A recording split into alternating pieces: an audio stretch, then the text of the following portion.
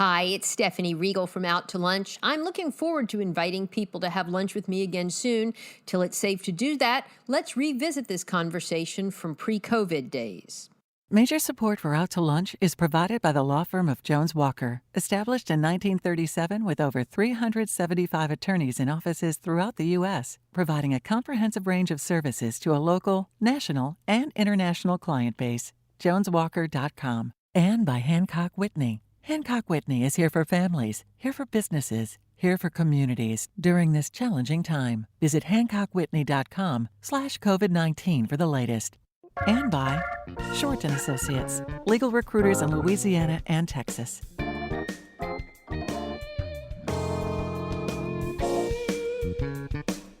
From Mansur's on the Boulevard in Baton Rouge, we're out to lunch with editor of the Baton Rouge Business Report, Stephanie Regal.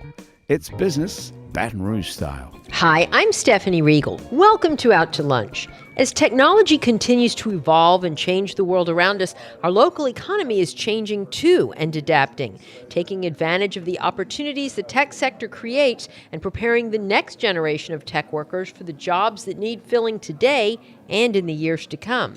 Joining me today to discuss this is Jacquelyn Craddock, Director of Workforce Initiatives at Nexus Louisiana, which is an arm of the Research Park Corporation that connects growth-focused companies to capital, resources, and talent.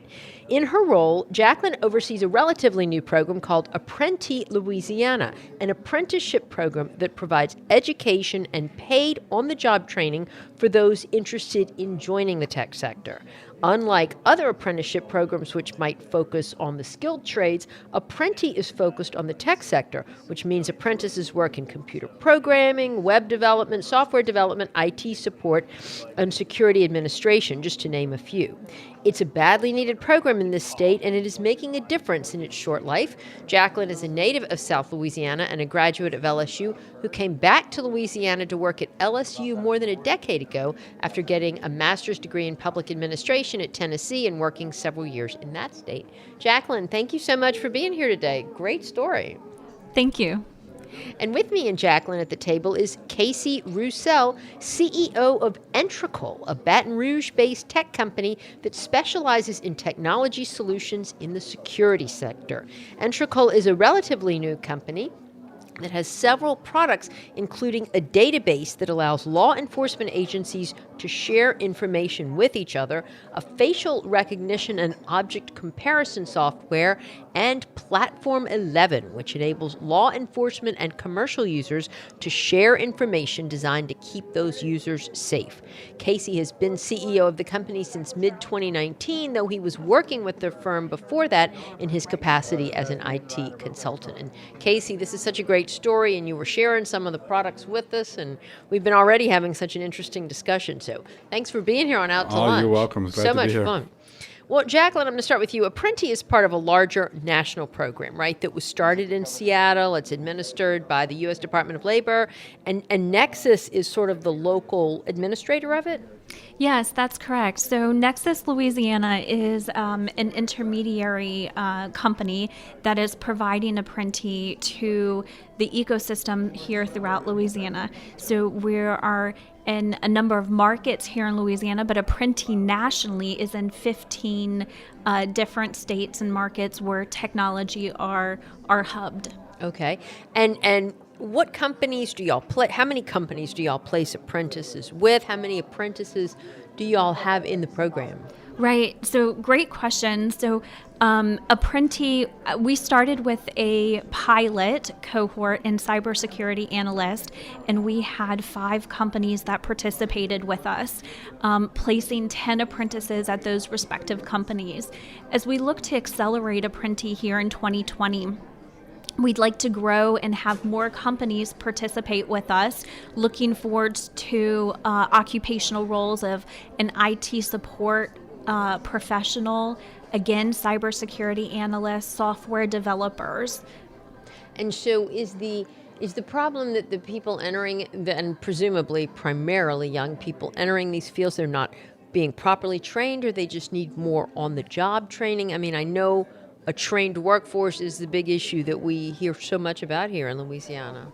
Yeah, When we look at, there are probably over 500,000 jobs nationally in technology. And when you look at education or higher education, there are only, roughly around 50,000 computer science degrees coming out. So there's a large gap in the workforce on getting talent to companies. And as we explore in technology, there are a lot, over 50% of those jobs in technology do not require a formal 4-year degree. So as we look at having high schoolers and training and credentials, we'd like to be that talent pipeline to source candidates with IBCs, that's the industry-based credentials, and tying those candidates to companies that are looking to source talent. So the candidates will have transferable skills from other opportunities that they would have had in life experiences.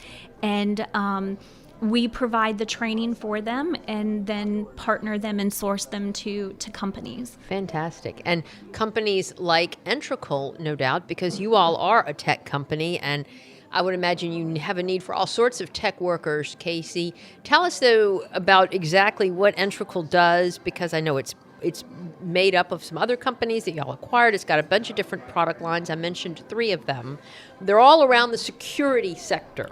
Yes, ma'am. And the biggest model for us that we were trying to change was that even with law enforcement and companies out there dealing around physical security, everyone's in the response industry, meaning something happens, let's respond to it.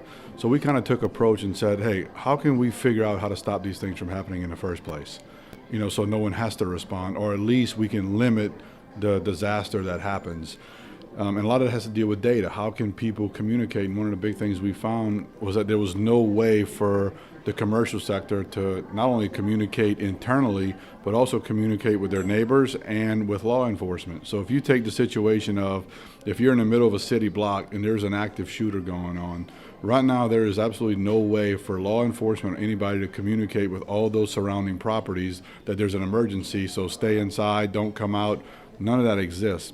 So that's why we built Platform 11, to allow these companies to communicate internally and communicate with the neighbors and with law enforcement. In any sort of incident, not just something as dramatic as an active shooter. We've got clients that use it to report maintenance issues, and we have it where they report active shooters, fires, different type of high-level security. So it can be used across the board. So in other words, they're all like on a private network, basically? It's a private secure system where everyone's in it. We've got predefined roles, permissions, default groups.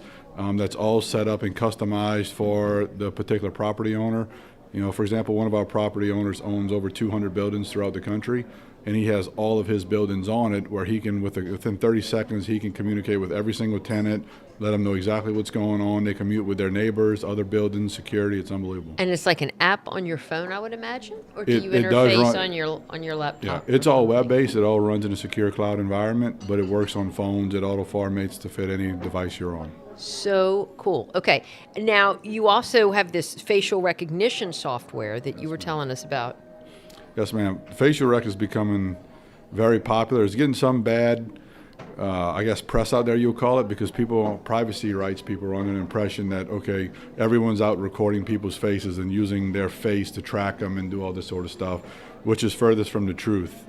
Facial rec doesn't record anything. All it is what we say object comparison. So if I've got an image of something in my system, I'm comparing faces to it, whether it's live feed, an uploaded image, and all I'm doing is telling you this matches, or it's a percentage match for it. So private companies, the commercials are using it for access control. So accessing the buildings, accessing the sensitive areas where, hey, you can steal an ID, you can steal a badge, but you can't steal a face. And it's got to be a live face, so you can't hold someone's picture up to get in.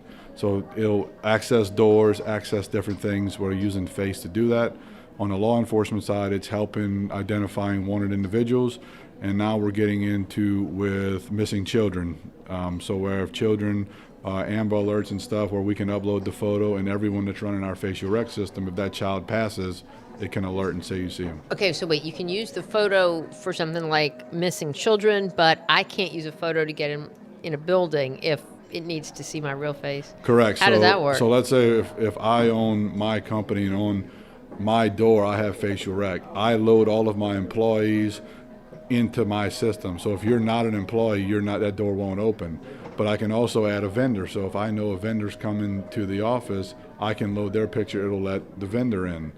So a lot of companies are saying, okay, if a vendor's come and fix the AC system, that vendor has to register and submit a selfie of that person that's come and fix my air condition.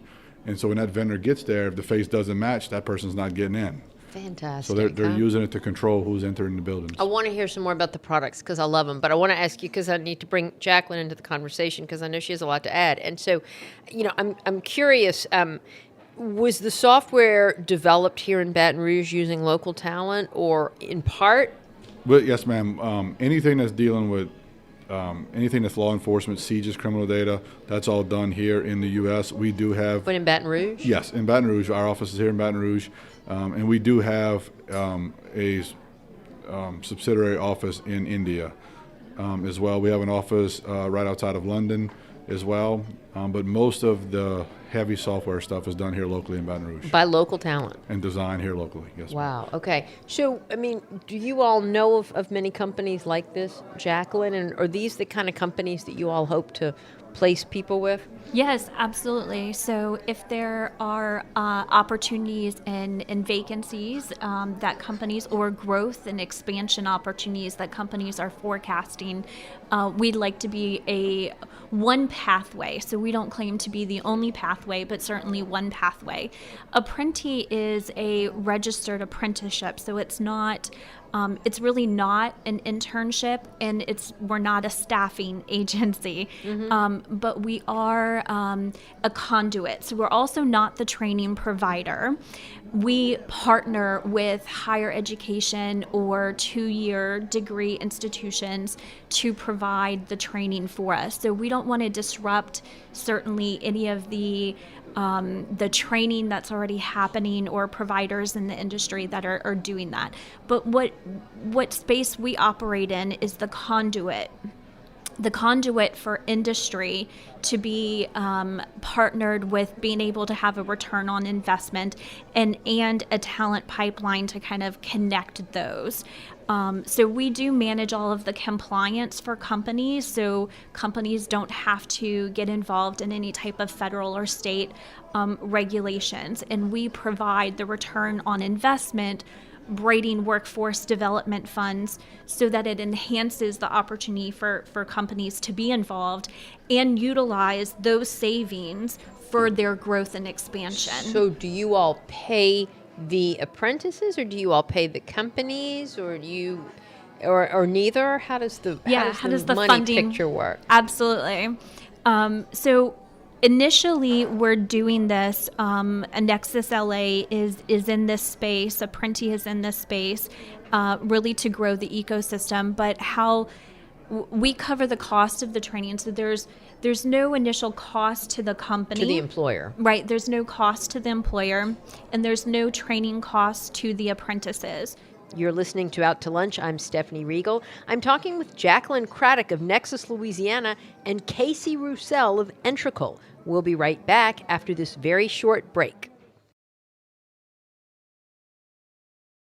You're listening to Out to Lunch. I'm Stephanie Riegel. I'm talking to Jacquelyn Craddock of Nexus Louisiana and Casey Roussel of Entrical. In the places where they've been doing this for a while, what kind of results are they seeing? What kind of metrics are they using to measure the success of the program? Yes.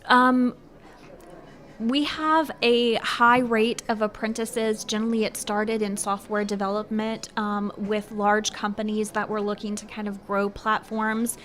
So targets of apprentices have been women, minorities, and veterans, and a real emphasis to kind of diversify the tech space, right? Because that's generally been male-dominated. And we have a great success rate. So there's more than 750 apprentices nationally. We are growing this in the market here in Louisiana. So as we look, we probably don't want a cohort of more than 20 in each training session. So as we look to kind of build out these 4 cohorts over 2020, but companies have loved it with our cybersecurity analyst. So we had 10 apprentices in that cohort, and they will all finish their OJT, that's the on-the-job training portion, here at the end of March, and then they'll be retained for full-time employment. Do they have jobs already lined up? Yeah, so really That's how great. Yeah. how that works is the training on the front end. They complete the training, and then that OJT, they start from day one having Actually, as full-time employees. Yeah, Gotcha. full-time employees with complete benefits. So medical, dental, Right. retirement. Now the benefit to the company is that companies can source this talent at a reduced wage. Okay. So there's a cost savings at the beginning for those apprentices. And if you use this as a talent pipeline, you can really see over time that you'd have a cost savings. Casey, is this the kind of thing that your company would be able to take advantage of? I mean, is there need for it, or are y'all? Yeah, I think there's always a need for, qualified employees to do it. And a lot of times in our space, we find it's all results driven. So we can find someone that, whether it's a 4-year computer science degree or some kid that never had the means to go to college but learned all the skills on their own, don't have a college degree but's massively talented in what we need. So that's what we always look at. Hey, how can we find great talent? And there's always a need for it. And I think that's across this space, is that there is a big need, and finding good talent is hard to do. So you mentioned that you all have software developers and obviously employees here in Baton Rouge, and this is your headquarters, correct? Yes, ma'am. But you have a software house in India and London also, or London is India is strictly software. We call them I don't know if grunt coders is the right word, but our team here in the U.S. does all the architecture, all the security, all the design, and then the team in India does a lot of the basic coding. So did you find them? I mean, how does one go about finding grunt coders in India? Well, one of our partners is from India, so Okay. so that makes it easier. And a lot of the work that subsidiary company does is sourced in India. Is the tech support done there too? No, all that's done here. Okay. The India has no direct connection or engagement with the customers. It's all I think all that's done. fascinating, though. But what's the advantage? I mean, just cheaper workforce? They're good in their Because on some of those projects where we're actually bidding on software stuff, if we're doing it here in the U.S. at $100 an hour and they're bidding a $30 rate in India, we'll never win any business.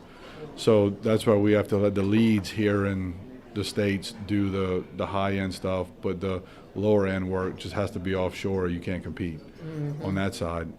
London is all sales on the facial recognition platform 11. So you're selling globally, obviously. Yes, ma'am. Yep, we have several clients throughout Europe. We also have an office in Des Moines, Iowa, that's going there. One of our guys is there, and here in Baton Rouge, Louisiana. How big is Entrical in terms of, revenue-wise, roughly? You don't have to disclose exact sales figures, but I'm trying to get a sense of the size. Entrical came together August of last year. August of 2019. Yeah, of 2019. And our sales, I can tell you, are doubling monthly. We're growing. Now, we have some major projects that we're in deployment now and in proposal in. That'll take us to a multi-million-dollar company overnight once these deals are done. The big thing for us is just making sure you can deliver it. It's easy to sell the concept, but then you have to make sure you develop. And also for us, it's been so, I guess the interest level is so high, there is a problem with growing too fast. So we're doing a good job of making sure we're pacing ourselves to grow where we can sustain it and deliver the experience our clients depend on. How many employees altogether do y'all have these days? Everyone that works on Entrical, we're probably 24, maybe. Yep, and it's growing. And how many clients? at this point? The Dozens? More than 100? On the law enforcement product, we've got over 100 law enforcement agencies that use the law enforcement product.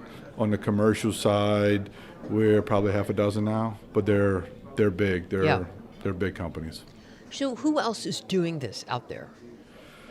No one does the complete package. So we've got companies that'll do facial rec stuff, but it's, our stuff runs on a basic laptop and very inexpensive, whereas the competition, you need $100,000+ servers to run it. So we can be very efficient in how we run it. Platform 11, no one does. There's people that do the messaging part, obviously, of people that can send out text messages. But in Platform 11, you can collect the data, you can share the data in very meticulous ways, as opposed to just sending out a blanket text message. So we're really, when we combine all of that together, there's really nothing else out there that does what we do. Fascinating. Jacquelyn, how are y'all getting the word out about Apprenti, and how are you trying to interest young people in becoming part of this program? Yes. Well, it's kind of two verticals, if you will. One is trying to share Apprenti with companies, hiring partners that we certainly need to have those openings and positions to place candidates. And so that's very much like any company would, making a lot of business development and sales calls. So you're like literally just cold calling companies locally? Yeah, we're in the tech ecosystem, so we have some relationships, some strong relationships with companies, so we've leaned on those. But with other expansion companies, that's correct. It's really trying to network who you have that relationship with to get to the HR manager or director, as well as the chief information officer, because I think if you have buy-in from those positions, and they really see the return on investment that this can provide their company, and an opportunity to relieve some of that from the HR manager, but still get great talent, that they'll come to the table for that. The second vertical certainly is, how do you find the talent?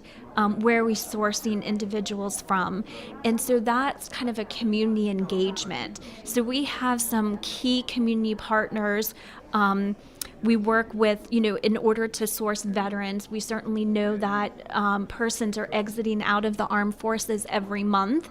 So we have some key connections that share our information, so that perhaps veterans can come to the table as a talent and a demographic. Other youth, like what about in the high schools? Yeah, coming out of high schools, the public school system? Yes. Or? So the public school system, and sharing that information with them. And certainly in high schools now, they have, dual enrollment and other types of opportunities that high schoolers are getting a jump on their education, or at least fundamentals in certain areas. Now, there are candidates, students that might not want to go on for college, but they just want some workforce training. And so we are a pipeline for that as well. And like CTech, the Career and Technical Training Center at Ardendale, do y'all work with them? Because I know they have an IT training path for their students. Would you get some of those young people? So are you referencing the one that's located at Ardendale, CTech? Yeah, so we do. We have a partner with the Center for Career and Technology Training. That's it. We also have partnerships with all of the 2 and the 4-year institutions. But sometimes if a candidate already has the certifications and the training, we certainly don't want to retrain them. Then we just want to be a conduit to go ahead and place those into employment. And again, so there's kind of those 2 verticals with the hiring partners and kind of sourcing the community engagement part to source the talent. Now, again, that only works because it's very industry based and driven. So industry is going to have an opportunity to select who they want, that's going to be a good fit for their culture. Sure.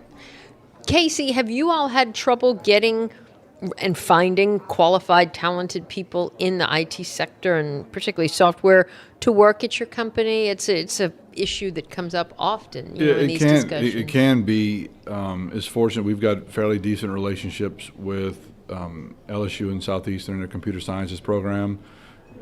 That's helped, but still, depending on what the need is and what the specialty is of the tech person, it can be very difficult to find it. So you start taking guys and moving them around and just trying to cope to get through with it because you can't find the exact talent that you need. Is it that we don't have enough of them, or our schools are not teaching them the level of skills that are needed? Both. I don't think we have enough. You don't have enough kids coming out of college with those types of degrees. And what's changed now is that almost every industry and sector that operates in the economy has tech behind it. So everything is tech now, and you just don't have enough people to fill the void of it with it. So companies are forced to go offshore to find just the resources to get the job done. That is such a great point. It used to be IT jobs, but now everybody has IT jobs, and so that's making it hard, right?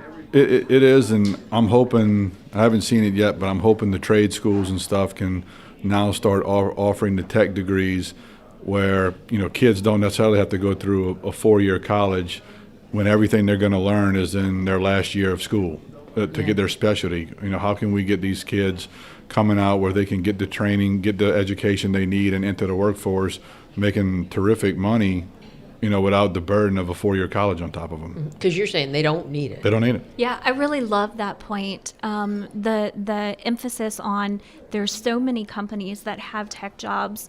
So we're not, although we're talking about tech-enabled workforce training, we're not just talking about traditional tech companies. We like to work with hospitals and finance and banking. There's a lot of other industries that now have kind of internal IT departments that need the same type of connectivity to the workforce. So really, if there's any hiring partner, no matter what the industry is, and to some degree, they don't just have to be IT occupational roles. We can help as a registered apprenticeship navigate for any company that's looking at tech-enabled occupational roles or jobs. Absolutely, because it's a good point on that. Is you take marketing now.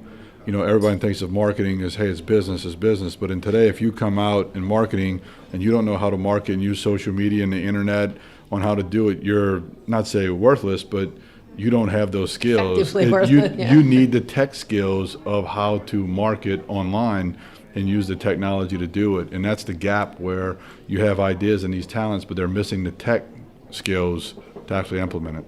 Yeah, so we're relying on the concept of workforce training in the industry-based certifications.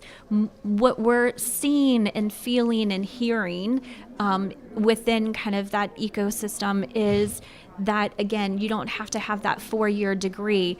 You really just have to have the skill sets that are tied directly to what industry is asking for the applications to be developed on.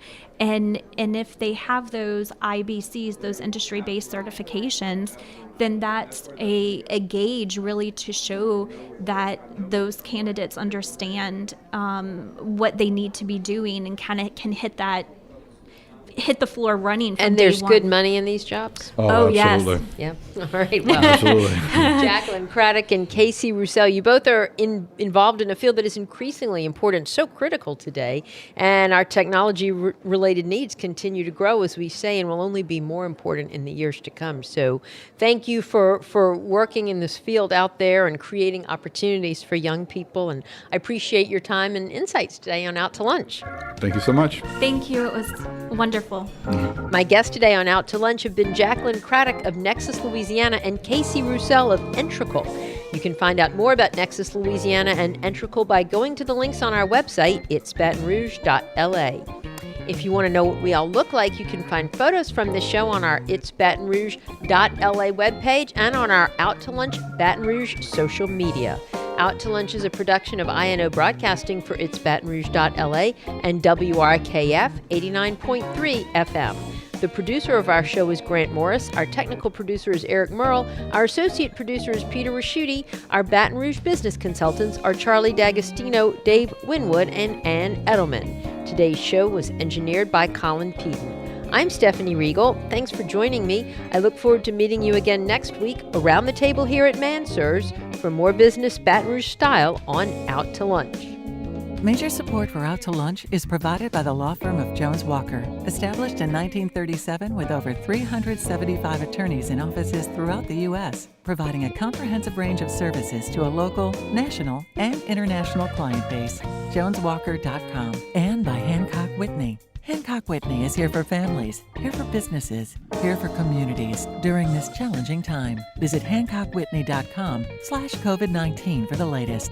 And by Short & Associates, legal recruiters in Louisiana and Texas. Mitchell Foreman wrote and performs all the music on Out to Lunch. You can hear Mitchell's music anywhere great jazz is sold or streamed, and at mitchellforeman.com.